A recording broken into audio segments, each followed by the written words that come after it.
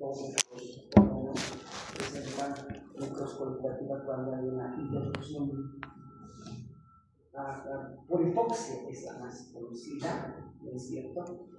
Y tenemos la liberación de las en la digestión enzimática tenemos una liberación de células muertas por leucocitos polimonucleares que han sido atraídos al sitio de la lesión. Entonces, para hablar de necroscolicuativa tendríamos que hablar de dos mecanismos, autólisis y heterólisis, ¿no es cierto? La autólisis, que es producida por la estimulación de sus propias enzimas de la célula, y la heterólisis por la acción enzimática de los leucocitos, porque es entonces la reacción inflamatoria. Un ejemplo de la necroscolicuativa es el absceso. La macroscopía el ejemplo macroscópico más frecuente, no más frecuente que conocen ustedes, es la pus. Ese es el ejemplo macroscópico de necrosis colicuativa, la pus.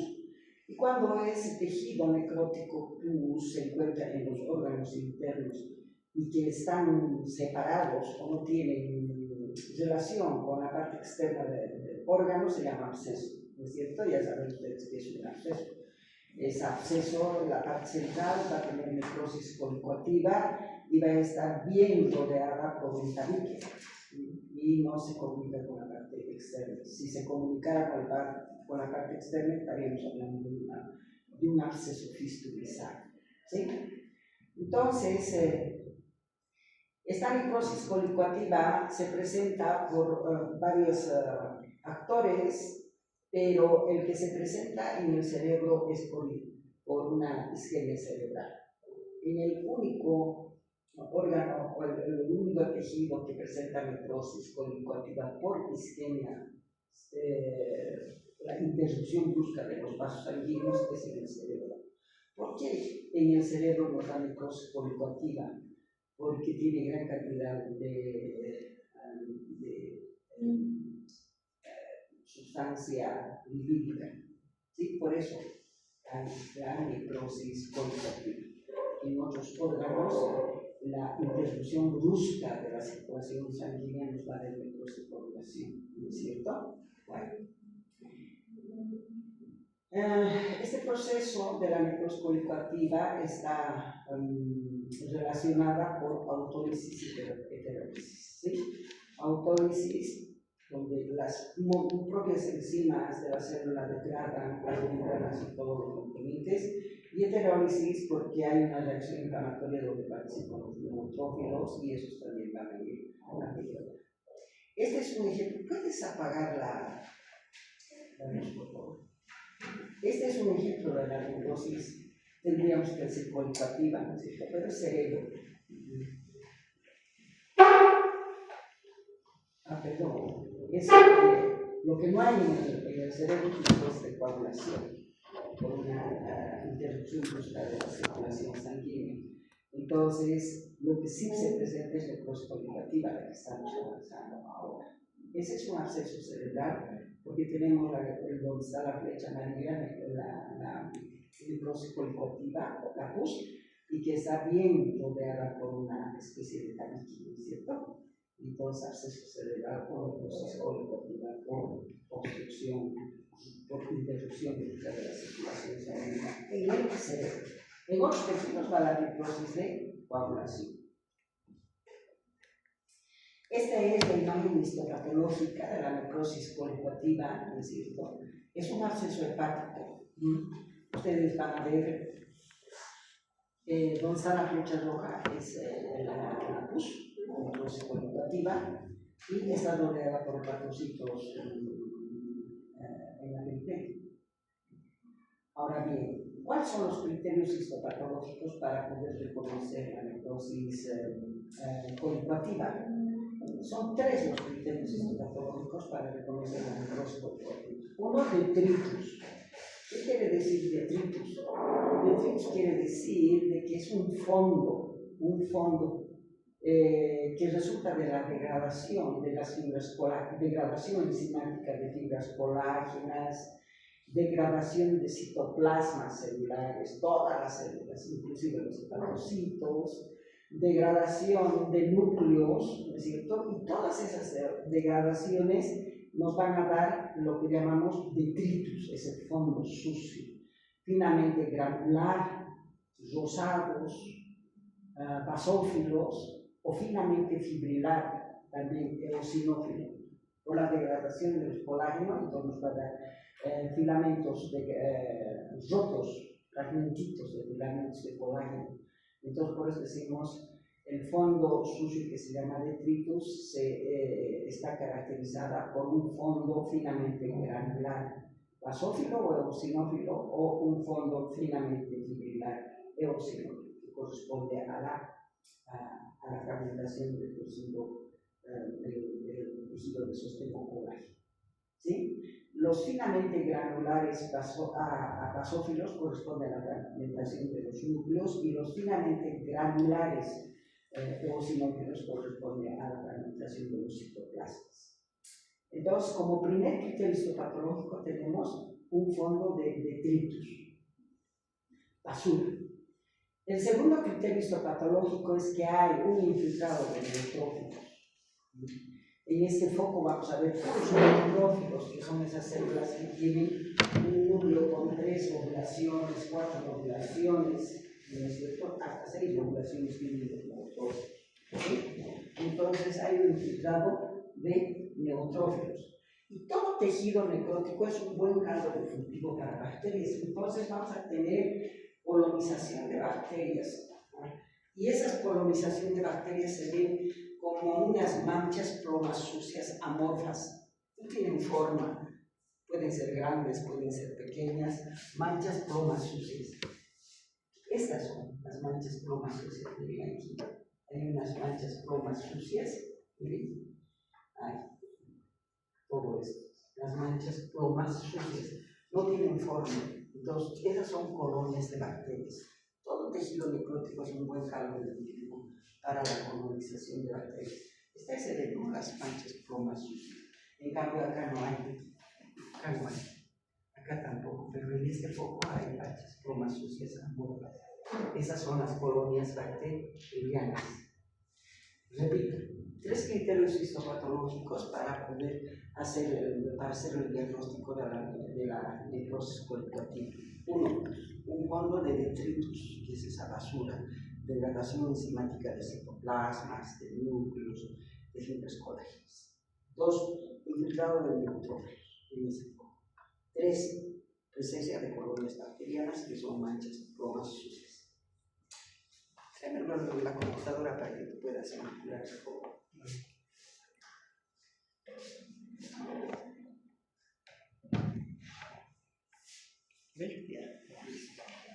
Vamos a pasar a ver la necrosis gaseosa. La necrosis gaseosa frecuentemente se encuentra en la parte central de los granulomas, especialmente de aquellos granulomas tuberculosos. Pero no todos los granulomas tuberculosos tienen necrosis gaseosa. Hay granulomas que no presentan necrosis gaseosa, pero cuando presentan necrosis gaseosa se encuentran en la parte central de los granulomas. ¿Sí? Ese sería la microscópicamente es una sustancia blanco-amarillenta friable. Cuando nosotros hurgamos con el pulpejo de los dedos, fácilmente se deshace como el quesillo. Es un buen ejemplo de necrosis gaseosa. Por eso que le dicen necrosis gaseosa, porque se parece al queso, al quesillo. ¿Sí? Eso macroscópicamente es brumosa, friable, blanco-amarillenta. Y microscópicamente, con condiciones de hematoxilina, es un área eosinófilo finamente granular, ¿no es cierto?, de aspecto agrietado. Es un área amorfa, no tiene forma, pero es eosinófilo, finamente granular. Esto es importante, esto de finamente granular es importante para hacer la diferenciación de la necrosis fibrinoide. es casi similar con la necrosis fibroide, la necrosis gaseosa. El problema es que la necrosis gaseosa es finamente granular por la degradación de citoplasma, degradación enzimática de citoplasmas, de núcleos, de tejido de sostén, todo eso. Es finamente granular. En cambio, en la necrosis fibrinoide, son también áreas eosinófilas amorfas, habilitadas también, pero finamente fibrilar por la presencia de la fibrina en ese sector. ¿Sí? Entonces, yendo solamente a la necrosis gaseosa, decimos que son áreas eosinófilas amorfas, finamente granulares de aspecto agrietado. Punto. Esa es la necrosis gaseosa. Abajo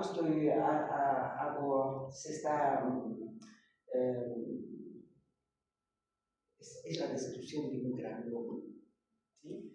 Cuando solamente hablamos de la necrosis gaseosa, como les estoy diciendo, son áreas eosinófilas, ¿no es cierto?, amorfas, finamente granulares de aspecto agrietado y punto. ¿Sí? Dame la otra lámina.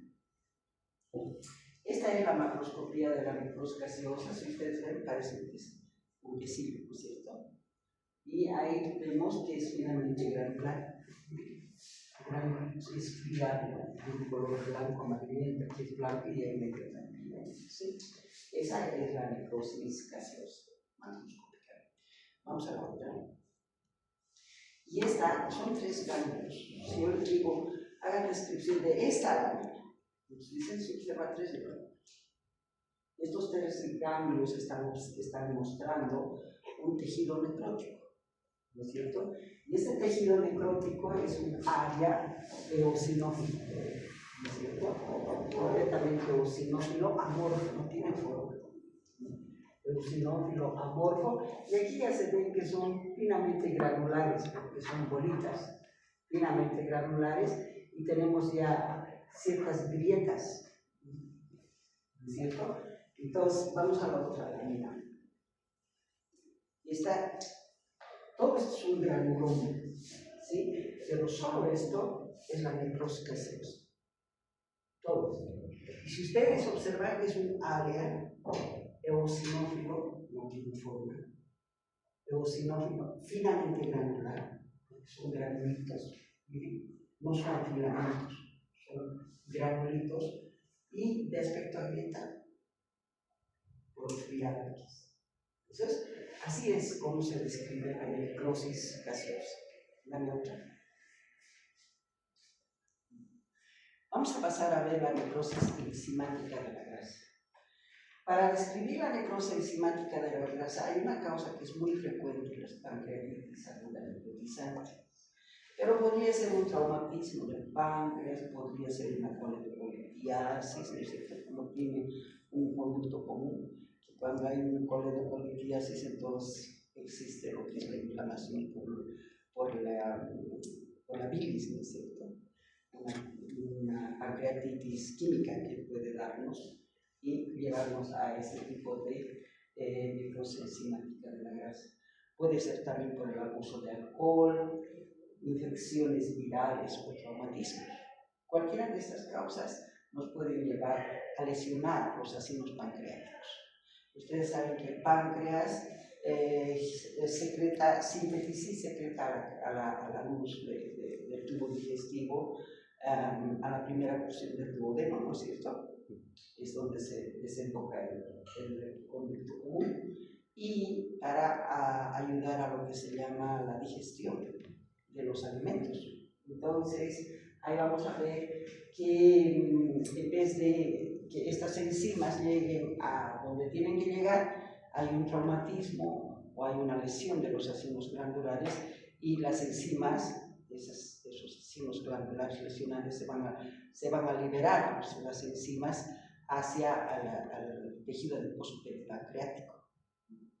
Y en el tejido adiposo peripancreático van a empezar a accionar las lipasas, las proteasas, ¿no es cierto? Ustedes saben muy bien que la membrana de las células, los adipocitos maduros, la membrana tiene lípidos, tiene proteínas, entonces la lipasa va a ir a degradar, va a ir a atacar la membrana de los adipocitos maduros peripancreáticos. Y cuando hay un ataque a las membranas, ustedes saben muy bien que es una lesión celular irreversible que va a terminar en muerte, en este caso de necrosis, ¿no es cierto? Entonces ahí tenemos de que se atacan a los adipocitos maduros a nivel de la membrana, las membranas se hacen discontinuas y va a haber liberación de los ácidos grasos neutros, ¿no es cierto? Y estos ácidos grasos neutros, ¿qué va a pasar? Se van a calcificar porque va a provocar la saponificación de las grasas, ¿no es cierto? Hay una saponificación de las grasas y se calcifican.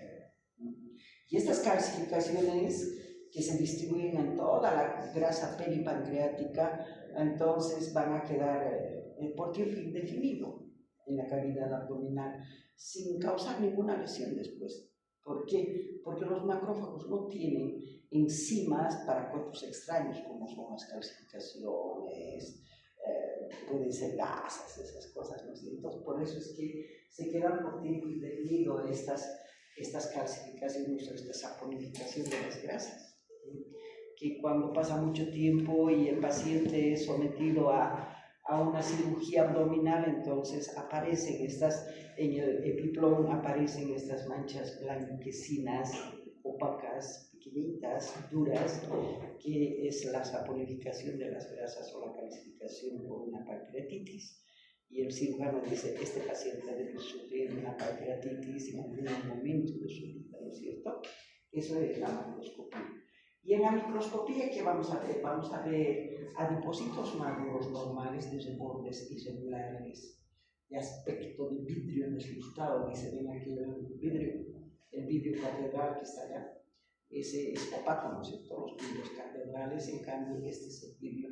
Los adipocitos maduros normales tienen así, son transparentes, con funciones de leucina y hematocilina. Pero cuando ha sufrido la necrosis enzimática de la grasa, se ven adipocitos opacos, de aspecto de vidrio deslustrado, de un color basófilo, así bien tenue, plomo más que todo, desde bordes poco precisos. Y en este tejido adiposo necrosado vamos a tener focos de calcificación que se ven de un color basófilo. Y estos focos de calcificación tienen imágenes geométricas inclusive, que no vamos a ver en las láminas que tenemos, pero se ven imágenes geométricas, triangulares, todas basófilas. Eso con relación a cómo se van a ver el tejido adiposo que ha sufrido necrosis enzimática de la grasa. Como es necrosis, siempre va a estar acompañado de una reacción inflamatoria. En este caso, la reacción inflamatoria es antibiótica. ¿Sí? Bueno, eso con relación a la necrosis enzimática de la grasa. Vamos a escuchar. Ahí está la macroscopía, y si yo les digo hagan la descripción macroscópica de esta lámina, ustedes dirán si ven un fragmento de epiplón, o tejido adiposo, ¿no es cierto? Y tenemos la flecha amarilla que está señalando el tejido adiposo normal, así se ve el tejido adiposo normal amarillo, pero tienen unas granulaciones finitas, blanquecinas, distribuidas en todo el epiplón. Esas son la saponificación de las grasas, la calcificación de las grasas. Así deja la pancreatitis el tejido adiposo de la grasa pancreática. ¿Sí? Eso es con relación a la saponificación de las grasas, calcificaciones distribuidas por todo el epiplón. Vamos. Y esta es la imagen histopatológica de la necrosis enzimática de la grasa que tenemos aquí. Generalmente los adipocitos maduros son un nivel, no generalmente, siempre. Los adipocitos maduros se caracterizan porque son unilocular, tienen una sola vacuola entre citoplasmático. Ese es el adipocito maduro. Mientras existan 2, 3, múltiples adicaciones, son lipoblastos o adipocitos inmaduros, ¿no es cierto? El adipocito maduro siempre es unilocular, una sola vacuola que se encuentra dentro del citoplasma de ácidos grasos neutros. Ese ácido graso neutro está empujando a todos los componentes del citoplasma hacia la pared o de la membrana del adipocito y el núcleo también hacia la periferia. Entonces aquí tenemos adipocitos uniloculados o maduros. ¿Sí? Pero si ustedes ven estos adipocitos, ya están de aspecto de vidrio deslustrados, y están medio plomizosos. Y aquí ya se han puesto plomizos y los bordes ya son imprecisos. No se puede decir esto aquí uno, aquí otro, son imprecisos, como si se estuvieran pintando, pero ya es un color plomizo, ¿no es cierto? Y aquí también vemos cómo los adipocitos se van juntando unas a otras, ¿no es cierto? Miren. Y de un color plomizo, de vidrio deslustrado, todo esto. Acá también tenemos adipocitos de bordes poco precisos, de bordes deslustrados, y acompañados siempre de una reacción inflamatoria aguda. Si ustedes ven aquí, hay vasos sanguíneos dilatados congestivos, llenos de glóbulos rojos, todo esto. Y todo esto es la salida de los neutrófilos al tejido conjuntival, reacción inflamatoria. Reacción inflamatoria a predominio de neutrófilos. Si ustedes ven estas células, por ejemplo, aquí tenemos una célula con 3 lobulaciones, que es un neutrófilo. Aquí tenemos otra célula con 3 lobulaciones. Y así, los neutrófilos pueden tener hasta 6 lobulaciones, ¿no es cierto? Entonces, puros neutrófilos aquí. Entonces, una reacción inflamatoria aguda que la vamos a ver con mayor. Y estos son los acinos del páncreas, ácidos glandulares del páncreas. Vamos a echar. Ahí está, a mayor aumento. A mayor aumento les decía de que los adipocitos maduros, por ejemplo, a ese nivel, ya se ponen sucios. Y aquí se están juntando. Son adipocitos de bordes irregulares, de espectro de vidrio deslustrado, ¿no es cierto? Aquí los bordes imprecisos, de espectro de vidrio deslustrado, y miren cómo se va calcificando. Todos son áreas de calcificación lipasófilas. Y les decía que hay imágenes triangulares, puede haber cuadrados, imágenes geométricas, cuadrados, triangulares, todo eso. Muy importante solamente decir que estas áreas basófilas son la calcificación de la grasa, la purificación de las grasas, ¿sí? Y esta es la reacción inflamatoria, porque los neutrófilos han abandonado los vasos sanguíneos. Miren, este es un vaso sanguíneo que está dilatado y congestivo, porque está lleno de glóbulos rojos, y hay marginación leucocitaria. Miren, aquí están los leucocitos y neutrófilos. Los neutrófilos han salido del vaso sanguíneo y se han depositado acá alrededor del tejido necrótico. Si nosotros vemos este, por ejemplo, es un neutrófilo con 1, 2, 3, 4 lobulaciones, otro neutrófilo, 1, 2, 3 lobulaciones.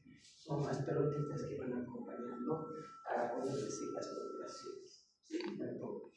Acompañado de una reacción inflamatoria aguda. Bueno, vamos a entrar a ver la necrosis fibrinoide.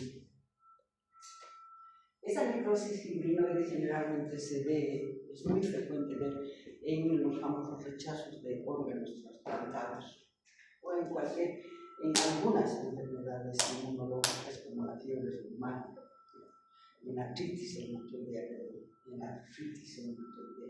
donde se ven unos nódulos de las articulaciones. Bueno, hay acompañar la necrosis fibrinoide. Vemos una arteriola, la descripción de esta llama, es una arteriola con una pared engrosada muy alinizada. ¿Por qué está engrosada la pared de esta arteriola muy alinizada? Por la presencia de la fibrina. El fibrinógeno abandona la circulación sanguínea y se deposita en la pared del vaso sanguíneo y se convierte en fibrina, que son filamentos, filamentosos, eosinófilos. La fibrina tiene esa disposición, filamentosos eosinófilos. Por eso es necrosis fibrinoide, porque es fibrina, es la proteína de la fibrina. ¿Sí? Y por supuesto es acompañado de una reacción inflamatoria, en este caso sanguínea, porque hay una periarteritis nervosa. Aquí hay leucocitos polimorfonucleares neutrófilos, ¿no es cierto? Entonces, esta arteriola, a medida que va evolucionando, va a obstruir su luz por el engrosamiento de la pared del vaso sanguíneo, se obstruye. Y al obstruir la luz, el tejido que ha sido trasplantada va a entrar en necrosis isquémica. Y ese tejido luego va a ser eliminado, rechazo de trasplante. Así es como se presentan los famosos rechazos de órganos trasplantados o de tejidos trasplantados. ¿Sí? Vamos a ver, la zona afectada muestra una sustancia eosinófila de aspecto fibrilar que posee las características tintoriales de la fibrina. Sustancia fibrinoide, o sea, ustedes saben muy bien que la proteína cuando está dentro del plasma se llama la sustancia fibrinoide, y cuando sale se deposita en los vasos y se hace fibrina. ¿Sí? Se observan ciertas reacciones de intersensibilidad, una vasculitis con necrosis fibrinoide, la periarteritis nervosa y los rechazos de trasplante de órganos, y otras enfermedades autoinmunitarias como la artritis reumatoide, más en reacciones inflamatorias y inmunológicas, ¿no es cierto? Vamos a otra. Y este es un esquema, cómo se ve la fibrina, esas formaciones filamentosas de la fibrina. Vayamos adelante, no, atrás. ¿Entienden ahora cuáles son los filamentos de fibrina, no es cierto? Siguiente. Vamos a la siguiente. Esta es una necrosis fibrinoide de un nódulo reumatoideo. Todo es un nódulo reumatoideo, todos. Y la parte central de este nódulo reumatoideo, que es un gran neuroma, este nódulo reumatoideo es este. Si ustedes ven, es un área eosinófilo de aspecto agrietado. Se pueden confundir con la necrosis gaseosa. Pero en la necrosis gaseosa se ven finamente granulares. En cambio aquí se ven fibrilares, fibrinas. Y lanchitas de fibrinas se ven. Y lanchitas de fibrinas se ven. Aquí se ven muy bien las lanchitas de fibrinas. Pues se dice necrosis fibrinoide, como dice la pared de los vasos sanguíneos. Pero es un área eosinófilo de aspecto fibrilar, ¿no es cierto? Ni agrietado. La parte central de un nódulo reumatoide. ¿Sí? Eso con relación a la necrosis fibrinoide. Vamos a otra. Ahí está mayor aumento. Acá ya podemos ver los filamentos de fibrina. Se pueden ver los filamentos de fibrina que son como bastoncitos. Pero es un área eosinófilo más compacto, inclusive, ¿no es cierto? No es como la necrosis gaseosa, que es más granular. Este inclusive es más compacto, más fibrilar, pero es eosinófilo de aspecto agrietado. Se confunde mucho los estudiantes esta lámina con otra. Pero aquí vemos fibrina.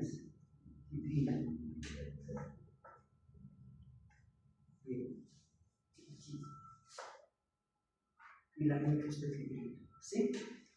Otra lámina, necrosis fibrina. También.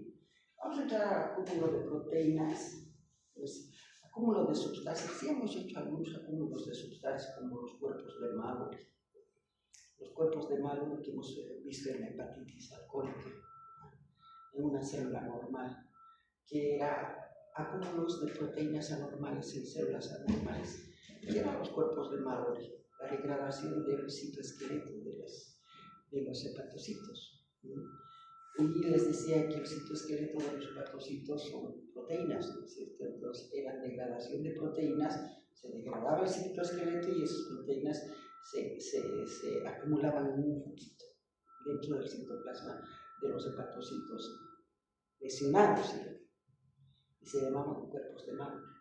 Y les decía este acúmulo de sustancias anormales en células anormales. Ahora voy a ir a lo contrario. Este es acúmulo de proteínas normales en células normales.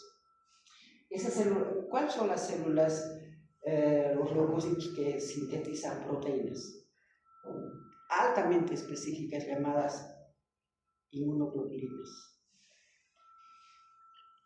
Los linfocitos, los plasmocitos. Los linfocitos, ves, que se convierten en plasmocitos, ¿no es cierto? Y los plasmocitos son las células que sintetizan proteínas altamente específicas que se llaman inmunoglobulinas. Por eso es que el plasmocito, entonces, esta es una acumulación de proteínas normales en células normales. ¿Cuál es la proteína? La inmunoglobulina. ¿Y cuál es la célula normal? El plasmocito. Entonces ustedes tienen aquí plasmocitos, pero este plasmocito está muy bien caracterizado. El plasmocito se caracteriza porque tiene un núcleo excéntrico y el citoplasma. ¿Por qué el núcleo excéntrico? Porque ustedes saben muy bien de que las proteínas se sintetizan en el retículo endoplásmico, ¿no es cierto? Entonces, a este nivel hay cualquier cantidad de retículo endoplásmico rugoso y además del aparato de Golgi. Y se acumulan las inmunoglobulinas aquí. Esto es acúmulo de inmunoglobulinas, acúmulo de proteínas normales. Entonces se llama este cuerpo de Russell. Es una vacuola perinuclear eosinófila. Vacuola perinuclear eosinófila, cuerpo de Russell. ¿A qué corresponde? Al acúmulo de las inmunoglobulinas, que son proteínas altamente específicas. Entonces, acúmulo de proteínas normales en células normales, que es el plasmocito. Pues se llama eso cuerpo de Russell. Este es el cuerpo de Russell. ¿Sí? Bien. Ahí tienen toda la descripción. Cuerpo de Russell se encuentra en los plasmocitos. Durante el infiltrado inflamatorio crónico, son cuerpos globulares acidófilos o eosinófilos, ¿es cierto? A menudo con núcleos excéntricos, representan acúmulos citoplasmáticos de inmunoglobulinas o proteínas altamente específicas normales. ¿Sí? Vamos otro.